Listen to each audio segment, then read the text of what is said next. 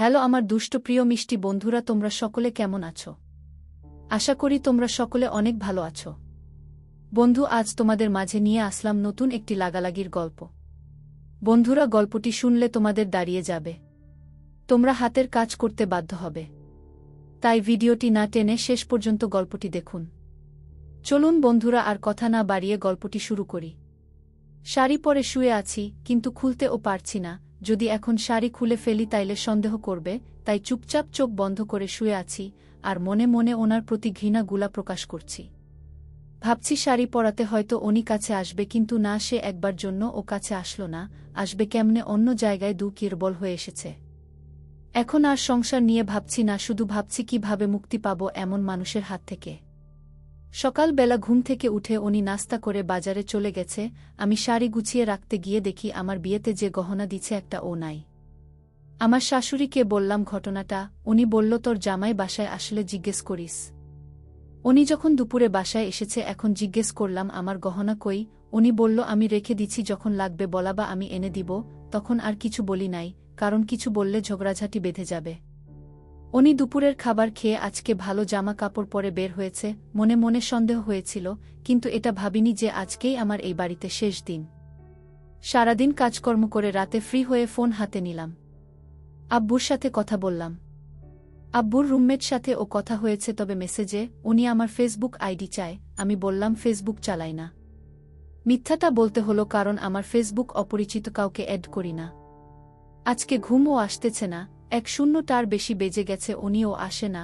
আসবে হয়তো আরও পরে। ইঞ্জিন নিয়ে মনে হয় মহিলার কাছে গেছে।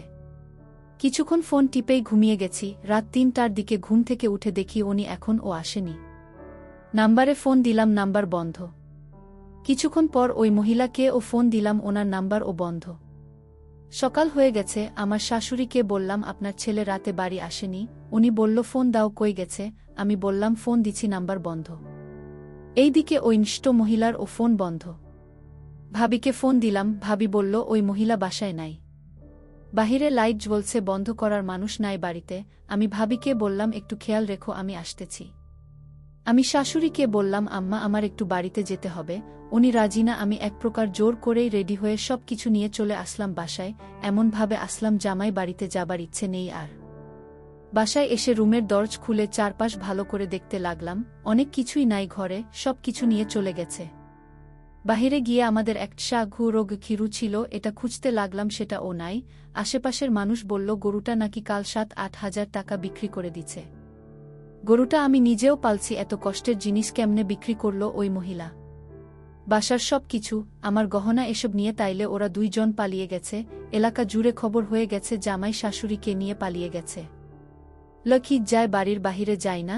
শাশুড়ি একবার ফোন দিছে, আমি বলে দিছি আপনার পোলার বউ এখন আমি না, আমার শত মা।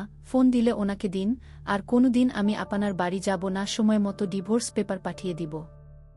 সারাদিন এসব ঝামেলায় লক্ষ্মী যায়, বাহিরে ও যায়নি।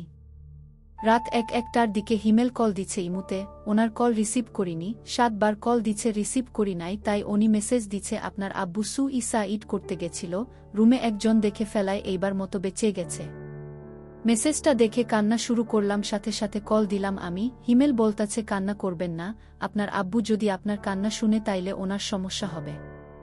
আমি হিমেলকে জিজ্ঞেস করলাম, কি হয়েছে, কমনে কি হলো?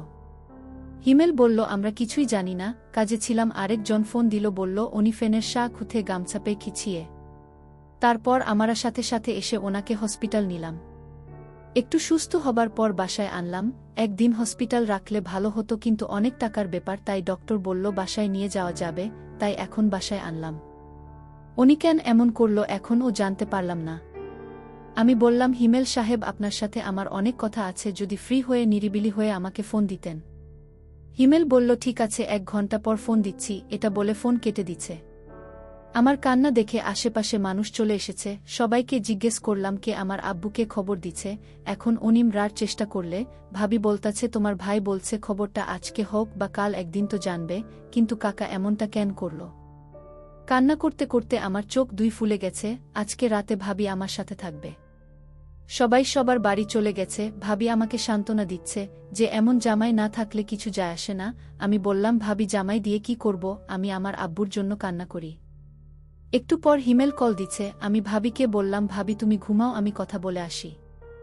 রান্নাঘরে বসে ওনার সাথে কথা বলছি আর কান্না করছি, ওনাকে সবটা বললাম। উনি নীরব হয়ে সব কথা শুনল, শুধু একটা কথাই বলল, অনিশা তোমার কান্নাগুলো আমার বুক তীরের মতো লাগে, দয়া করে কান্না থামাও। কান্না থামাতে চাইলে ও পারি না, শুধু বলালম আপনারা আমার আব্বুকে দেখে রাখবেন। 2 ঘন্টার ও বেশি ওনার সাথে কথা বলে ভাবির পাশে গিয়ে শুয়ে পড়লাম। পরের দিন থেকে আবার নিজের মতো করে বাড়িঘর ঠিক করলাম। এখন ভাবছি বাসায় থাকব না, মানুষে নানান রকমের কথা বলবে, এসব খুচা মারা কথা শুনতে ভালো লাগবে না, কিন্তু কিছু করতে ও তো সময় লাগবে। এইভাবে কেটে গেল 1.5 মাস। হিমেলের সাথে ভালো একটা বন্ধুর মতো সম্পর্ক হলো। এখন ওনার সাথেই সব থেকে বেশি কথা হয়, আমাকে সাপোর্ট করে সান্ত্বনা দেয়, সময় দেয়, যখন ফ্রি থাকে তখনই কল দেয়। তবে আগের মতোই পা গলামি করে শাড়ি পরে ভিডিও কল করতে, তবে আমি না করে দিচ্ছি যে এখন জামাই নাই, শাড়ি পরলে সবাই অন্য চোখে দেখবে। কিছুদিন আগে আমার শাশুড়ি এসেছে, আমাকে বলল ওনার ছেলে নাকি এখন অন্য জায়গায় ঘর ভাড়া নিয়ে থাকে। আমাকে বলল তুমি চলো আমাদের বাড়িতে, তুমি আমার ছেলের বউ, ওই মহিলাকে কখনোই বাড়িতে আসতে দিব না, তুমি চলে আসো। আমি না করে দিচ্ছি, আর এটাও বলছি কিছুদিনের মধ্যে ডিভোর্স দিব। আপনার ছেলের কাছে অলরেডি উকিল নোটিশ গেছে, আপনার ছেলে যে দিন ডেট দিবে সেই দিন কোর্ট গিয়ে ডিভোর্স দিয়ে চলে আসব। শাশুড়ি চলে গেছে। উনিও ওনার ছেলের রমকা খিন্ডের জন্য খিষ্ট পেয়েছে। এখন আব্বু আগের মতো কাজকর্ম করে মাথায় কোনো টেনশন নিতে না করছি। হিমেলও ওনার খোঁজখবর রাখে। আজকে রাতে নাকি হিমেল কি বলবে বলছে, সেই অপেক্ষায় রইলাম। রাত 1:00টার দিকে ফোন দিচ্ছে।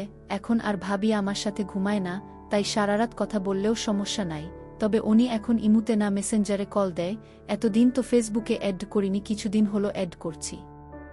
এখন আমাকে কলে রেখে রাতের খাবার খাচ্ছে। আমি অপেক্ষা করছি উনি আজকে কি এমন কথা বলবে সেটা শোনার জন্য। ওনার খাবার শেষ করে আসলো, আমাকে জিজ্ঞেস করছে একটা রিকোয়েস্ট করব রাখবা। আমি বলালম কি রিকোয়েস্ট বলেন। উনি বলল আমি ছুটিতে আসব 1-5 দিনের জন্য, কিন্তু বাসায় যাব না। আমি বললাম তাইলে কেন আসবেন। উনি বলে তোমার সাথে দেখা করব। আমি বললাম শুধু একবার দেখা করলে তো 1-5 দিন লাগে না, তাইলে এত দিন কই থাকবেন। সে উত্তর দিল ঢাকায় হোটেল ভাড়া করে 1-5 দিন থাকব, একটু কাজ আছে। আমি ওনার কথার কোনো মানে বুঝলাম না, যেহেতু বলল কাজ আছে তাই আমি বললাম ঠিক আছে আসেন। রাতে কথা বলে ঘুমিয়ে গেলাম। সকালে দেরিতে উঠলাম ঘুম থেকে, নেট অন করে দেখি হিমেল মেসেজ দিচ্ছে যে উনি টিকিট কাটার জন্য যাচ্ছে। আমি বললাম এত তাড়াতাড়ি। উনি বলল হ্যাঁ, ছুটি কাল থেকে শুরু। তোমার আব্বুকে বলবে না আমি বাসায় যাব না, কারণ সবাই জানে আমি বাসায় যাব, শুধু তুমি জানো যে আমি ঢাকায় থাকব। আমি বলালম ঠিক আছে। উনি টিকিট কেটে আনলো, 4 দিনের ছুটি। আর মায়ে 2 দিন বাকি আছে, উনি আসবে দেশে। আমার জন্য কি আনবে জিজ্ঞেস করল। আমি বললাম কিছুই না, আপনি ভালোভাবে আসেন এটাই চাই। এখন কি বলে বাসা থেকে বের হব সেটা ভাবছি। ভাবিকে বললাম ভাবি আমি চাকরির জন্য অ্যাপ্লাই করছিলাম, 2 দিন পর ঢাকা যাব, 1 দিন থাকব, পরের দিন চলে আসব। ভাবি বলল তোর আব্বুকে বলে যা। আমি বলালম আব্বুকে বললে আব্বু দিবে না, সব কথা আব্বুকে বলার দরকার নাই। ভাবি বলল ঠিক আছে, যা করিস সাবধানে করিস।